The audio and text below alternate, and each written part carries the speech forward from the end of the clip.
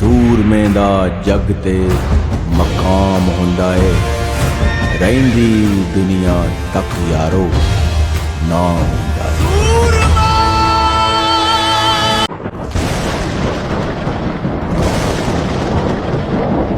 ये कहानी उस वक्त की है जब दिल्ली के राज सिंहासन पर महाराज पृथ्वीराज चौहान विराजमान थे। उन्होंने अपने आसपास के लगभग सभी राजाओं को अपने अधीन कर लिया था, लेकिन कन्नौज के राजा जयचंद और कालिंजर के चंदेल राज परमाल ने पृथ्वीराज चौहान के आगे अपना सर नहीं झुकाया।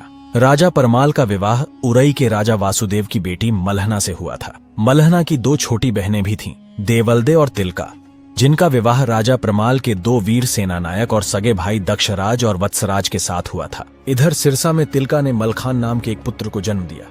दैसर पूर्वा में देवलदे ने भी एक पुत्र को जन्म दिया, जिसका नाम आल्हा रखा गया। आल्हा के बाद देवलदे एक बार फिर से गर्भवती हो गई तो मांडवगढ़ के बघेल राजा ने महोबा पर आक्रमण कर दिया और चंदेल राज परमाल के भाई दक्षराज और वत्सराज को कैद कर लिया। उन्हें बंदी बनाकर अपने साथ मांडवगढ़ ले गया। दक्षराज और वत्सराज को मांडवगढ़ की गलियों में बंदी बनाकर घुमाया गया, लेकिन इस पर भी बघेल राजा की क्रूरता का अंत नहीं हुआ। उसने दोनों भाई दक्षराज और वत्सराज को मारकर उनका सिर बरगद के वृक्ष पर टांग दिया। दो वीर सेनापतियों की निर्मम हत्या से पूरा महल गम और शोक में डूब गया, लेकिन नियति की गति अटल है, वह अपना बदला लेकर ही दम लेती है। अपने पति की मृत्यु के कुछ महीनों बाद माता देवलदे प्रसव पीड़ा से ग्रसित हो उठी। एक नया योद्धा उदल जन्म ले रहा था, जिसकी नसों में प्रतिशोध का खून दौड़ रहा था। वह सिर्फ योद्धा नहीं बल्कि बात नीचे धंस गई। लेकिन माता देवलदे उदल के जन्म से खुश नहीं थी। माता ने उदल पर कुलनाशक होने का इल्जाम लगा दिया। अपने पुत्र के लिए कटु वचनों को सुनकर वहाँ उपस्थित बड़ी माँ मल्हना ने कहा, अपने साथ ले जा रही हूँ इसे, पर एक बात याद रखना देवलदे,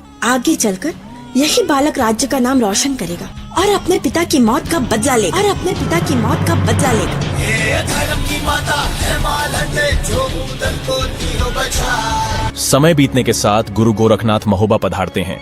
यह बात जब रानी मल्हना को पता चलती है तो वह गुरु गोरखनाथ से आशीर्वाद लेने पहुंच जाती हैं और अपने महल में आतिथ्य सत्कार के लिए गुरु गोरखनाथ को आमंत्रित करती हैं। गुरु गोरखनाथ अगले दिन महल में आने का आश्वासन दे देते हैं। अगले दिन रानी मल्हना गुरु गोरखनाथ की खूब सेवा करती है। उदल का गुरु के प्रति आकर्षण देखकर रानी मल्हना सर्वसम्मति से उदल को गुरु के चरणों में समर्पित कर देती है। गुरु गोरखनाथ उदल की आगे की शिक्षा के लिए अपने साथ ले मार के साथ आल्हा, मलखान और धेबा को भी अस्त्र शस्त्र चलाने की कला से रूबरू कराया।